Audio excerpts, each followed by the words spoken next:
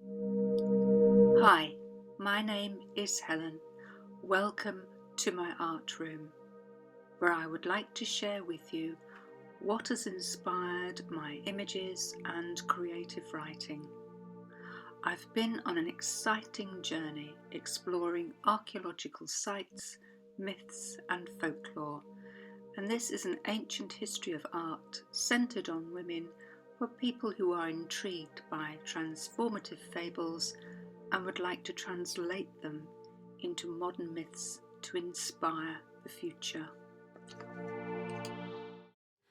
A Daemon king called Rakshasa, whose name means protect me, had a beautiful daughter. When she was born, a Hawaiian delegation came all the way to India to perform a traditional royal chanting ceremony in her honour called Mili May. Their song described her Carina, her dear little one, as Anaapu, which means frisky, merry and vigorous, and they danced to celebrate her future capacity as a queen. During the celebrations, the Daemon King's nephew arrived, a wicked boy wizard who was hoping to be adopted by the king so he could learn from him how to be a warrior and, more importantly, a magician in order to improve his skills as an illusionist and shapeshifter.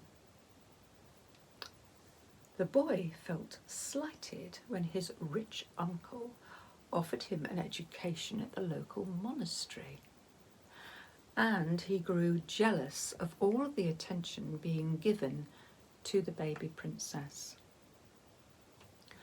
Time passed, and the wicked boy wizard performed his duties as a monk.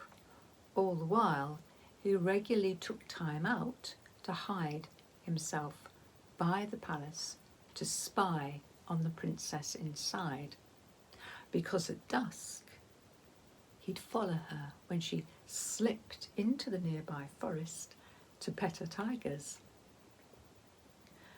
The day came when the princess turned 18.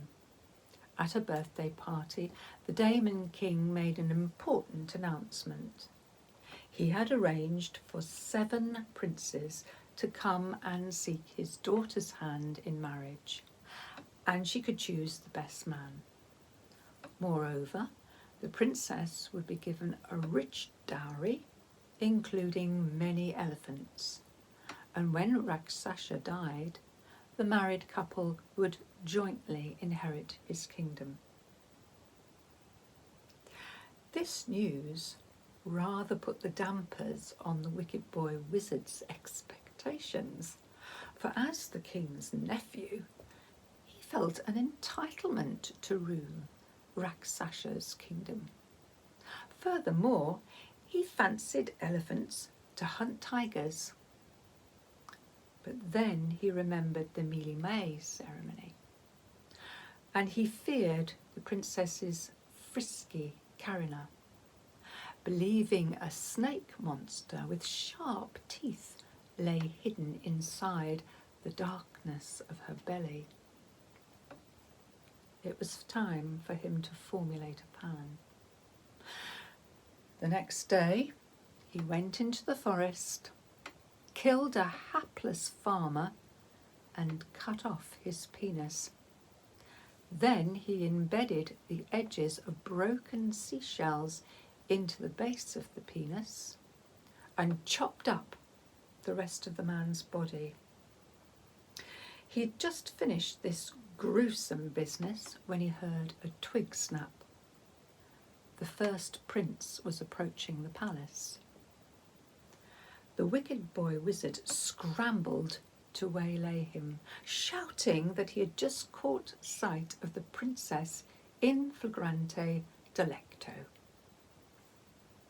In flagrante delicto, eh, what? Said the prince. Yeah, caught in the act of having sex, and not only that, her Carina has bitten off her lover's penis and she's chopped up the rest of the poor man's body. ready to feed it to her tigers. The prince turned pale and began to turn his horse around, but the wicked boy wizard was too quick. He grabbed the reins and dragged him, horse and all, over to the dismembered body. When the Daemon King heard of this awful murder, he called for his daughter, and then, just beginning to convince him of her innocence, they were interrupted by the press, who were gathered outside the palace gates demanding a statement. It seemed the whole kingdom was already gripped by the wicked boy wizard's fake news.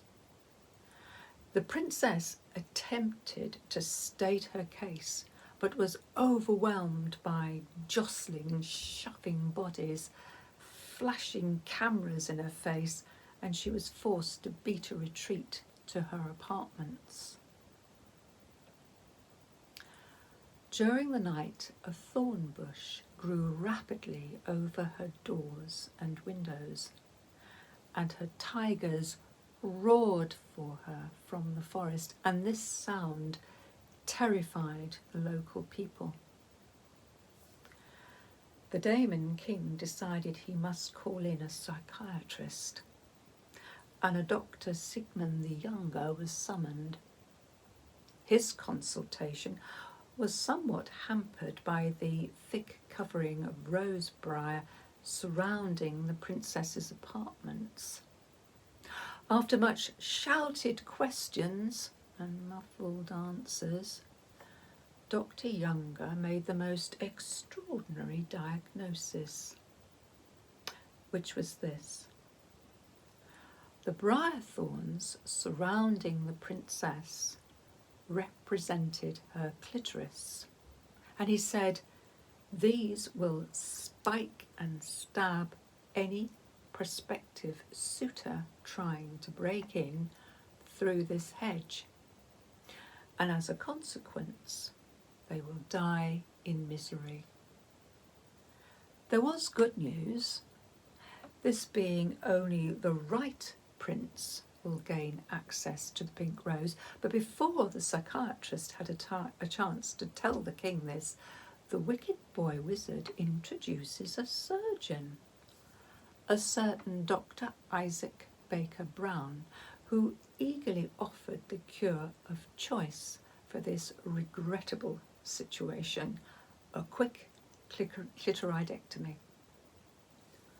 All this was heard with some trepidation from within the confines of the thorn bush. The princess felt her only option was to send out a distress call to her tigers in the nearby forest.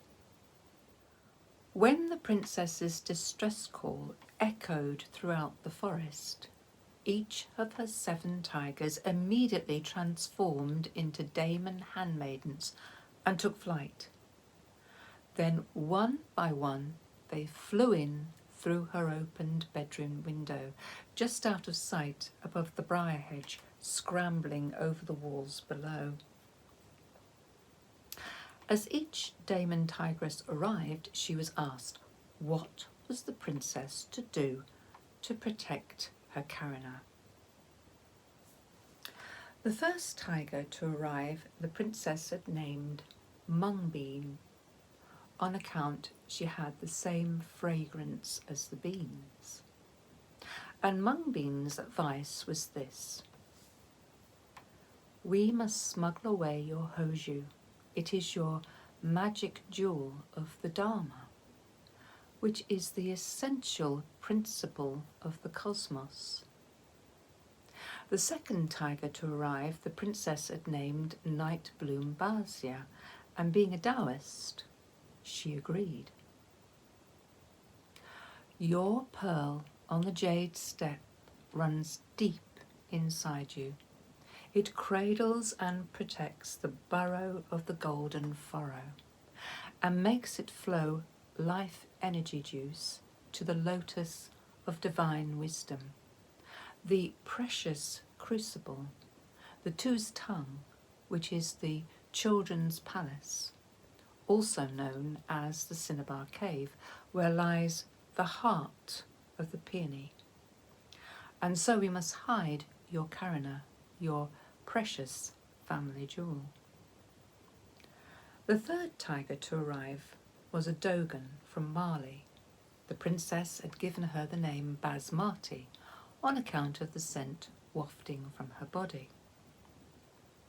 And Basmati said, when the god Amma tried to force sex with the earth, her clitoris rose up as an anthill and blocked his way. Not to be thwarted, Amma cut the anthill down and had intercourse without trouble. But because he'd removed the earth's clitoris, this first union was intrinsically flawed. The offspring produced was the evil and deceitful jackal, who is behind the trouble we are facing here today. Ah, shouted Dr. Sigmund the Younger from the other side of the briar thicket. This story means your clitoris is crucial to your consent, and sexual reproduction without it will neither be happy nor healthy. Although all these wise observations were undoubtedly true, the princess was growing frustrated for a solution for her predicament. So when her fourth Daemon Tiger handmaiden flew in through her bedroom window, the princess was all set to fire a question in exasperated tones. But no word escaped her lips. Instead, the princess stared in astonishment as her Daemon Tiger landed on her paws right in front of her. She collected her body to sit down, curling her tail around her toes to comfort her composure because she had a cockatoo riding on her back. The tigress's tongue dripped after so much effort, but she remained silent.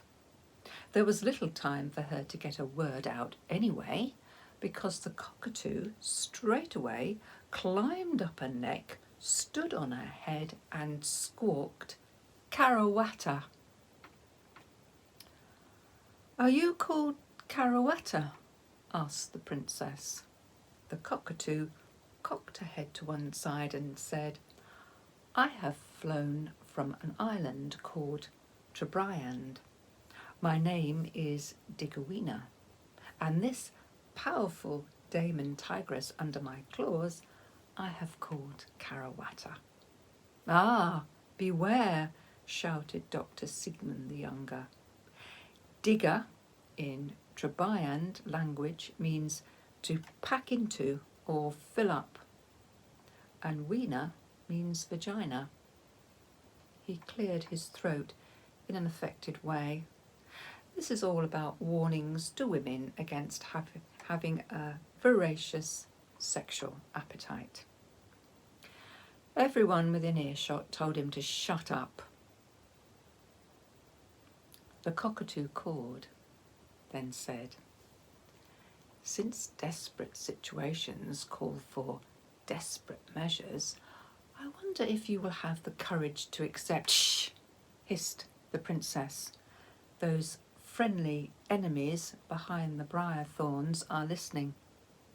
She pointed to her dress closet and ushered the cockatoo and tigers inside, then squeezed in herself, pulling the doors as closed as she could behind her.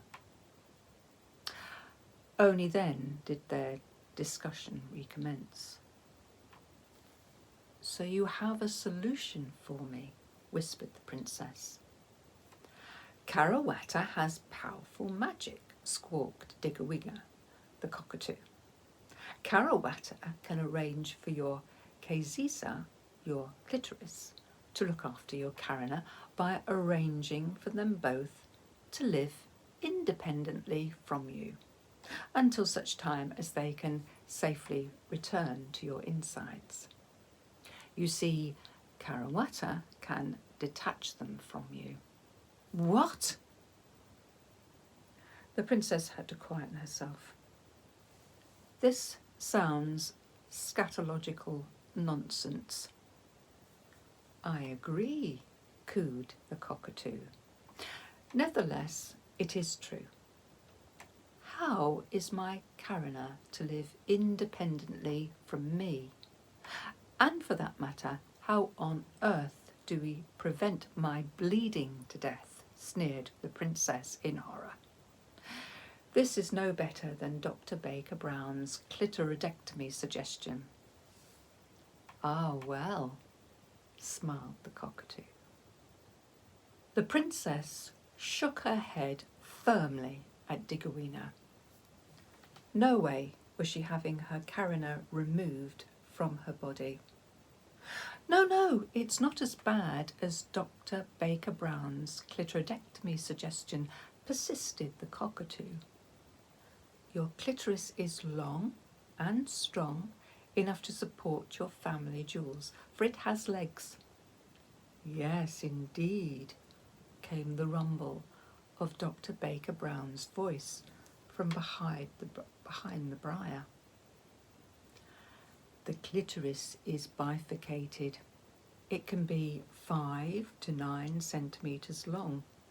We are still being overheard, growled Basmati, the Dogon tigress. We must all get underneath the princess's bed. Accordingly, the closet door burst open and the wardrobe emptied of princess, cockatoo and 4 tigers, who then wiggled under her bed until their noses formed a circle and their council of war could begin again. Night Bloom Basia, the Taoist tigress, was first to speak. She turned to Carawata. Do you propose that Our Lady's Carina might run around on the 2 legs of her clitoris? Yes, exactly, said the cockatoo. Her clitoris can carry her Carina wrapped up in a hat. A hat, wailed the princess.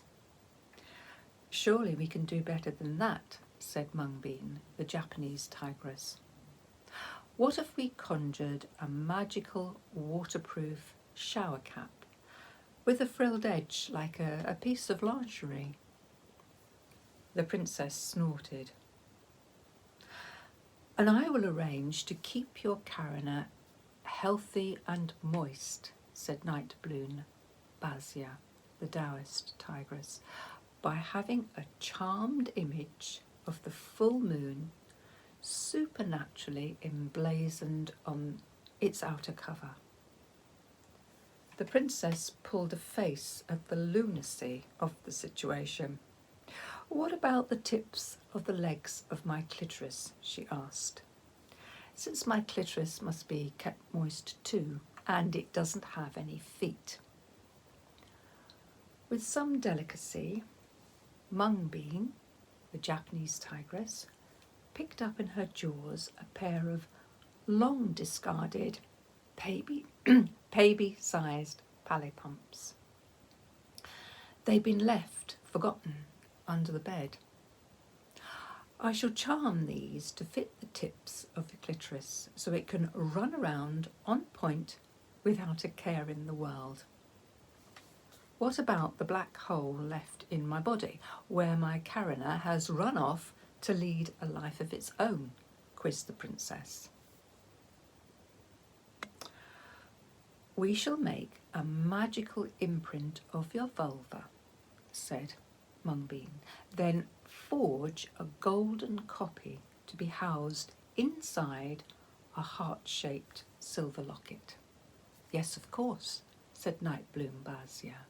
A heart-shaped locket made of ballooned silver would perfectly represent a beautiful, frisky Carina. But perhaps we need the most powerful magic we can muster here. The princess pulled a weak half-smile. By all means, do think of all contingencies. Her eyebrows raised as she wondered what was coming next. We could fashion a smooth, lustrous Carina from cinnabar, announced Nightboom Bazia. For 2 reasons. 1, cinnabar recalls the brownish red of female genitalia, and 2, in Taoist alchemy, cinnabar is a symbol of transformation. After a moment, the tigress added, we of course will give it a magical coating because cinnabar is mercury sulfide, which is toxic. Also, the door on the locket should be made of jade in order to ensure our lady's vital sexual energies do not become jaded. The Japanese tigress snarled, and to ward off decay. "Oh!" wailed the princess. "Toxic? And a chance of decay?" The tigers were quiet for a moment. Then Basmati, the Dogon tigress from Mali, had an idea. "For insurance purposes, we need to make copies." "What of? The cinnabar jewel?" inquired Digawina, the cockatoo. "No, stupid," said the Dogon tigress. "Of Our Lady's ballet dancing family jewels wrapped up in a moon shower cap." The princess's eyes popped wide.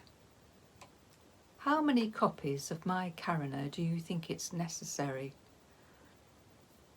"At least 3, said Basmati, the Dogon tigress. "1 air spare, 1 emergency, and 1 backup copy." A possible problem with this plan struck the princess. "I assume, since my copy Carinas will run around according to their own volition, they must, to some extent, have minds of their own." The 4 daemon tigers and the cockatoo agreed.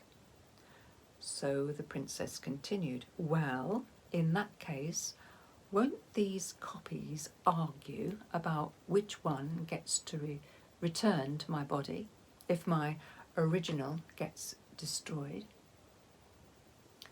"There will be an order of precedence," mused the Dogon tigress.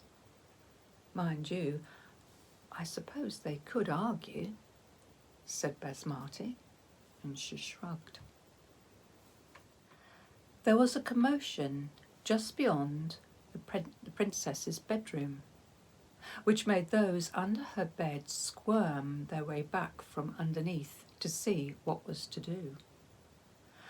The other 3 daemon tiger handmaidens had arrived, and they were growling and snarling at the apartment doors because a chopping noise had started outside. "Quick, quick!" squawked the cockatoo. "Perform your magic." Without further ado, Carawata and the Dogon tigress touched paws, along with the Japanese and Taoist tigers.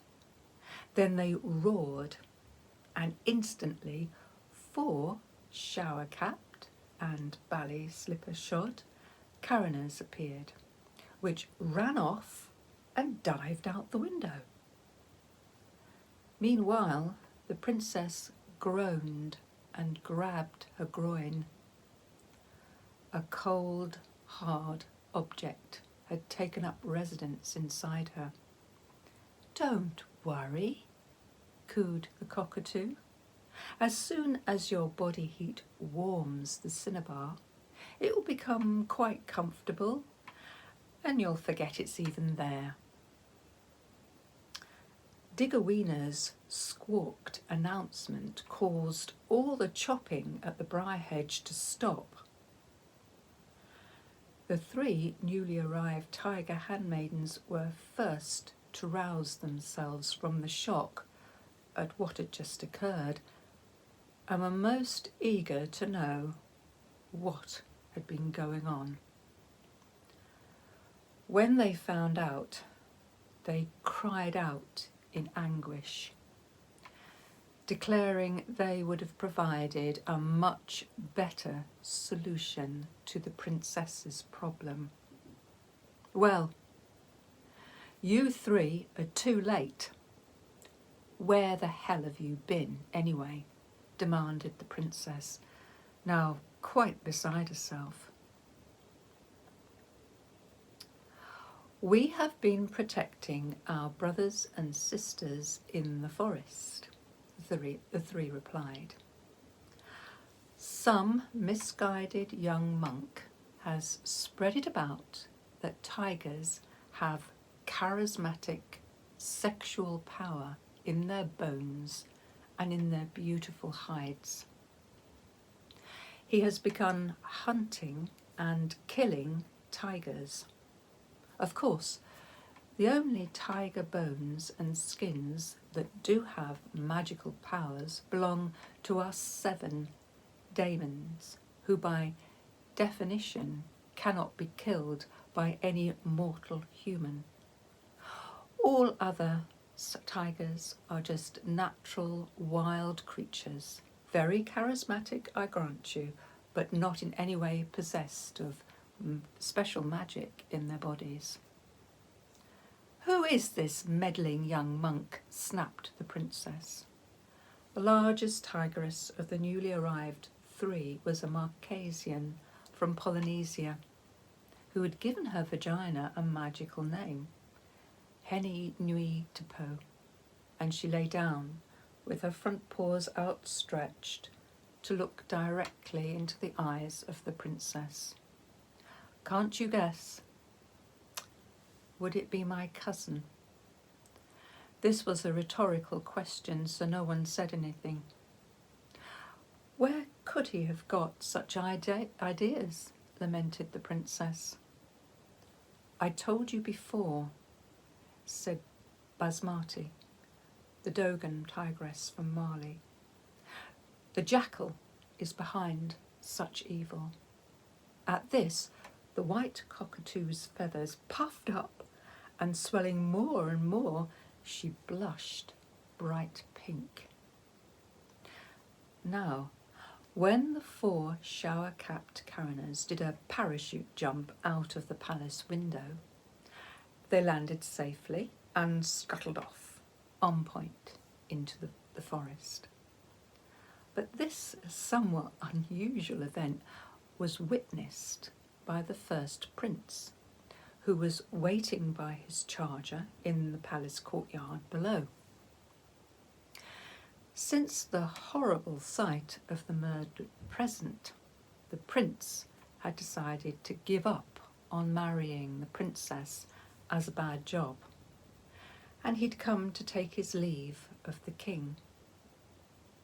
He had heard, but dismissed, the bizarre rumours whispered around the palace precincts.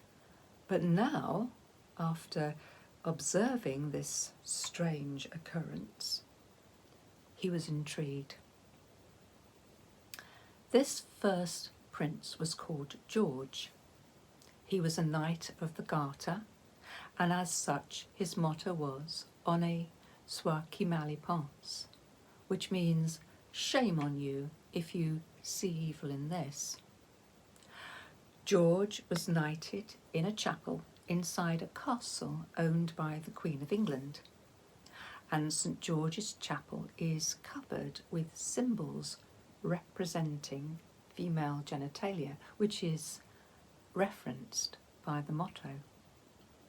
As part of George's knightly duties, he'd been trained to fight huge worms in Wales called dragons. George thought he might, after all, put this skill to some use, and he set off into the forest in pursuit of the 4 dancing showercaps. 5 of the daemon tiger handmaidens flew out of the palace window to accompany the Princess's Carina and its 3 copies. The last 2 tigresses, Phomea from the Tuamotus island and a tigress with a Sanskrit name, Viagra, whom the princess called Vanilla Viagra, they remained with the princess, while below, in the palace grounds, Prince George cantered after the 4 shower caps on legs, who soon disappeared in the undergrowth. Then he caught sight of the cockatoo overhead and figured all he had to do was to keep that squawky pink bird in view. The cockatoo tracked the tiger handmaidens deep into the forest, where they built a bread oven in a clearing. Then the tigers loaded the oven with yams, bananas, sugarcane, porridge, and a fish stew for the Four Carina. Almost immediately, the copy Carinas began to squabble about their order of precedence and which should be the one to replace the original Carina. In fact, right from the start, each of the copies insisted it was the original. The tiger handmaidens realised the Carinas had to be kept busy to keep their minds off this issue, just in case they set about each other. So the Polynesian tigress, Hini Nui Te Po, told each Carina they had to compete in the bird-child ceremony. And she brought them some special rocks engraved with vulva and clitoral depictions. The Polynesian tigress then began to teach them about giving and receiving pleasure, how to achieve multiple orgasms, how to hold back, and how to instruct a man, if he didn't know already, in the act of giving orgasms. For she said, if a man can't give 3 to his 1, then he lets his penis go to waste and it will rust. The 4 Carinas then focused on their lessons and stopped squabbling. Meanwhile, back at the palace, the princess thought it prudent to reinforce the briar hedge until she can prove her innocence. While about this, she asked Vanilla Viagra to trail her cousin, the evil wizard boy, and find out if he was a true monk. When the tigress returned, her report was incredible. The young monk had initiated a campaign to break the alleged shell teeth in her vagina. Accordingly, all the princes had been scared away, and a delegation from the Navajo and Apache people had arrived instead, and they said the whole situation was the fault of Kicking Monster. They believed because she had detached her Carina, the princess must be the daughter of Kicking Monster. Moreover, the delegation insisted the princess had sent her Carina to a house in the forest where other vaginas hung on the walls, and passing men would be tempted to go inside, but once near the door, Kicking Monster would appear, kick them inside, and they would be eaten by the vaginas in there and never be seen again. The Apache delegation then proposed a solution to return everything to normal, saying they knew how to break the shell teeth in the princess's vagina. This action plan secured the Daemon King's permission, and they set out to find her renegade Carinas. Hearing all this, the princess turned to a tiger handmaiden from Tuamotus. "You must warn your sisters at the bread oven." Fumea immediately flew out the palace window. "Get on my back," said Vanilla Viagra, sidling up to the princess. "You must see what's going on out there." The princess sat astride a tiger and they flew out the window too. Mid-flight, it occurred to the princess that it might have been an idea to pack for this expedition. A weapon, for instance.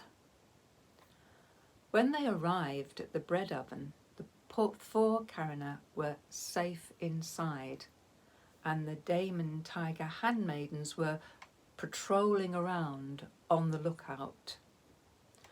The cockatoo was up a tree, loudly cawing a commentary on the proceedings to anyone who would listen. Fumea had a suggestion for the princess. The Tembu people say there are demonic serpents called inyoka who can live inside a vagina. They give woman pleasure, and these inyoka can come out to bite anyone they dislike. "Ah, yes," said Hini Nui Tipo. "We have no snakes in Polynesia, but we do have a myth about voracious vagina eels who kill rapists. Should we conjure these serpents to protect your Carinas?" The princess was thinking this over, but before she could give her decision, the cockatoo began calling out a warning to the Navajo and Apache delegation now arriving on black and white horses. Sir George also heard the cockatoo and made ready with a lance to kill any dragons. The Four Carina shivered in a huddle as far back as they could get inside the bread oven, which was now surrounded by hostile forces, silent and poised for attack. "Beware!" yelled a Navajo, waving his club at the assembled warriors. "The daughters of Kicking Monster can mate with cacti. To prevent this, we have bought Pueblo carved rods of oak and hickory to break their teeth." Then an Apache shouted, "We have a medicine made from 4 sorts of sour berries. The vaginas love this juice and it will dissolve their teeth." A hollered war cry went up as they, brandishing all sorts of iron tongues, rocks and flints, went forward. In retaliation, Daemon Tigress Karawata gave a roar of anguish, and her spell caused a seething mass of inyoka and vagina eels to surround the bread oven. The Navajo and Apache charged and battle commenced. Believing that serpents were coming out of the bread oven, St. George drove his lance into the oven wall. Howling was heard from inside. Then 3 shower-capped Carina leapt out. The princess screamed as another of her Carina was cut to pieces. The 2 remaining were tossed in the air, and when they landed, they got trampled under serpents. Struggling free, they ran helter-skelter to be finally rescued by Daemon Tigress Vanilla Viagra, who scooped them up and flew away into the forest. The Daemon King arrived to see all this. and he demanded order. When peace was restored, the princess made her way before him and announced she no longer possessed a carina, only a heart-shaped cinnabar stone containing a golden imprint of her vulva. She turned to the assembled people. Therefore, I am unable to have children, and in all honesty, any prospective wedding must be called off. Tears began to run down the Daemon King's face. As he searched the crowd for anyone who might help, he caught sight of the evil wizard boy, who burst out laughing. Too late, the boy clapped a hand over his mouth as Daemon Tiger handmaidens encircled him. But the king's nephew drew himself erect and calmly strode with his escort to stand before the Daemon King and the princess. Then the tigers held everyone else back, but ensured all could witness the proceedings. The Daemon King summoned Dr. Siegmund the Younger, who presented himself. "Why does my nephew find this situation so funny?" demanded the king. "I apologise to your majesty for being so blind," replied the doctor. "I now see your nephew is jealous of the princess's carina. He covets it, and while he fears its power, he also craves it." Realising this, the king began begging his daughter for forgiveness, but was interrupted by the arrival of Hini Nutipo and Karawata, who appeared with 2 bundled up shower caps held gently in their teeth. The Daemon tigresses carefully placed these down, and the 2 remaining carina ran to the princess. "Which are you?" she asked. "I am emergency copy carina," said one. "I am backup copy carina," said the other. "This means my original carina and my heir spare are destroyed," murmured the princess. Sir George hung his head in shame for killing one of her precious carina. Backup copy danced forward to tug at the princess's skirt and gestured toward her fellow carina. Emergency copy has been most diligent in her studies. She has learnt the Marquesian nani-nani technique to strengthen her vaginal muscles. Also, she has requested your tiger handmaiden to bring her dangling Truchese jewellery and bells, which are made to adorn the inner labia lips, which she has gently massaged to make them more plump and beautiful.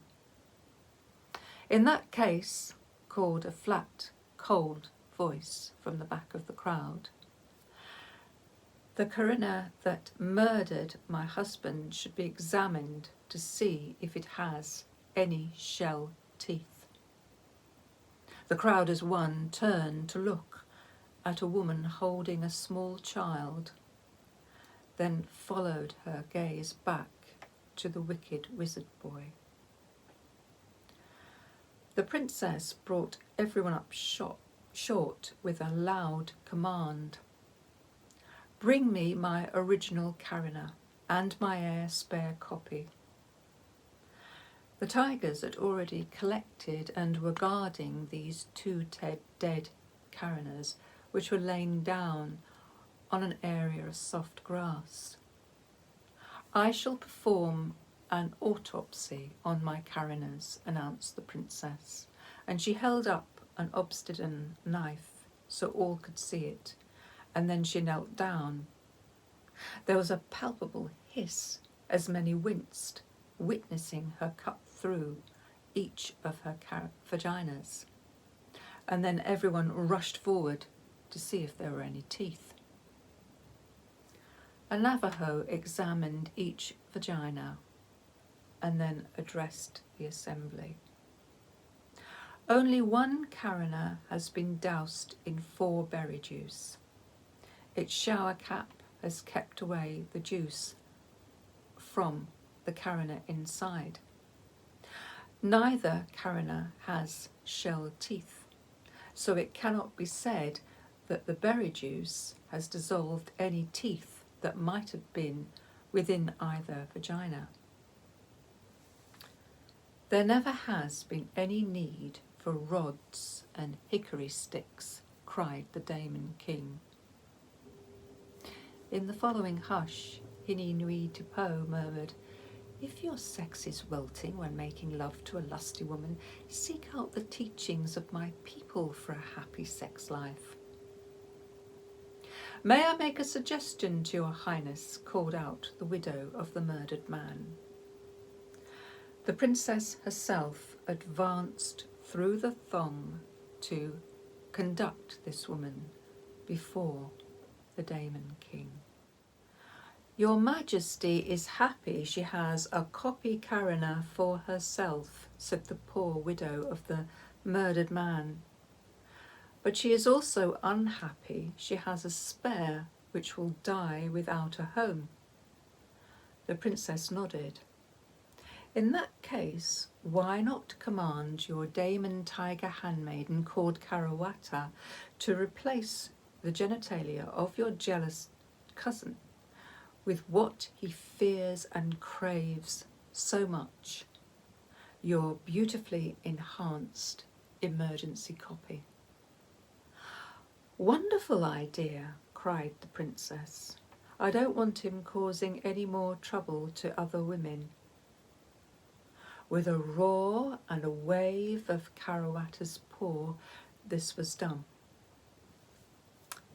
Everyone was now restless to move, thinking that all was now resolved, when the delighted wizard boy announced he would take up the life of a courtesan, saying, "I shall follow the example of King Bangasvana, who was made into a woman when he angered the god Indra.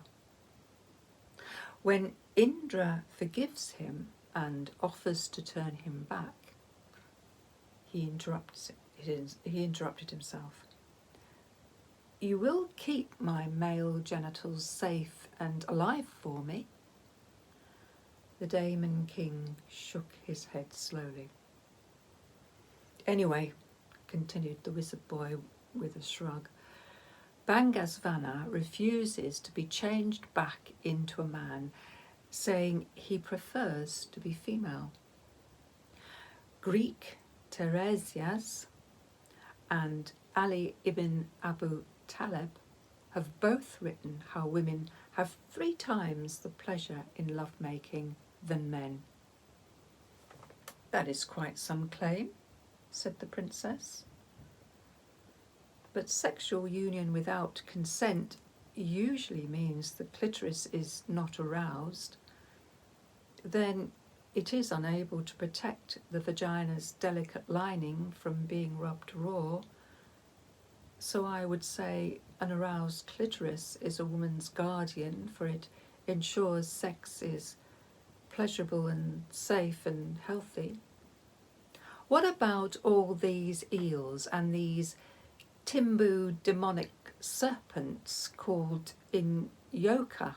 called someone, and another heckler shouted, "I bet the princess won't say where they came from."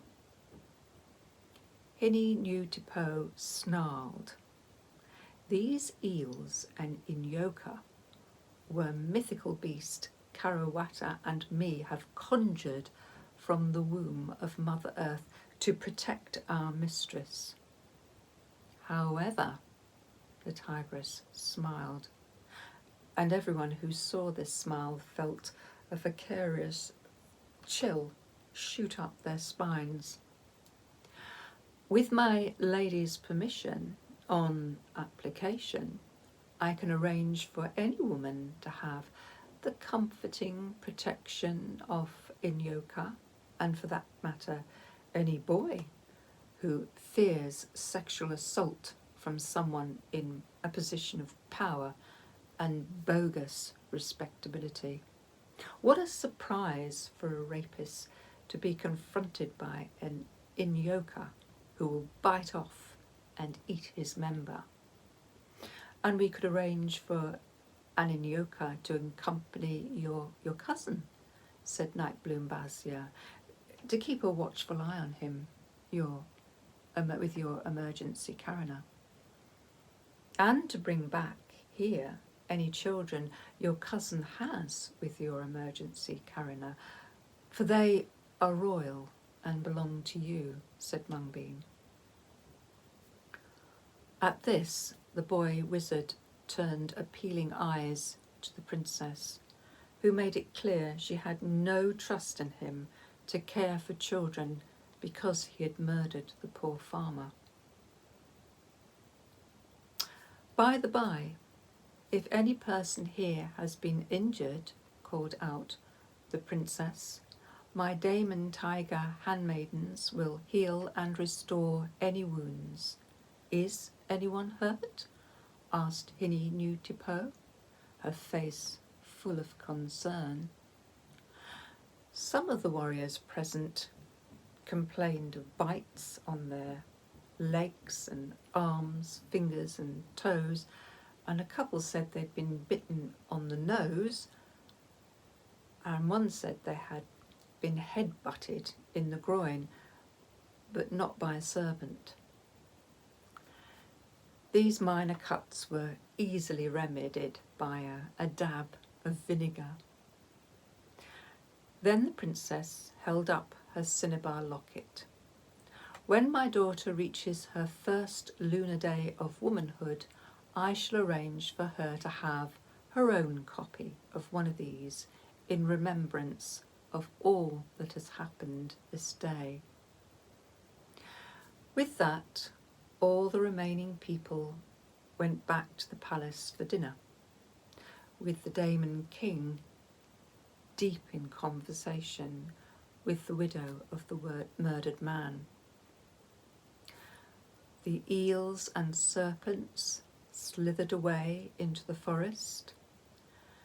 The tiger handmaidens went home, and St. George tentatively offered the princess a lift on his charger, what. As for the cockatoo, she was set up a tree, panting for breath and shaking her bare bum. Meanwhile, beneath the branch below, a jackal watched her whilst spitting out feathers onto the ground. Thanks for watching. I hope you enjoyed my story. Please subscribe or get a notification. I post once a week. And so until then, bye for now.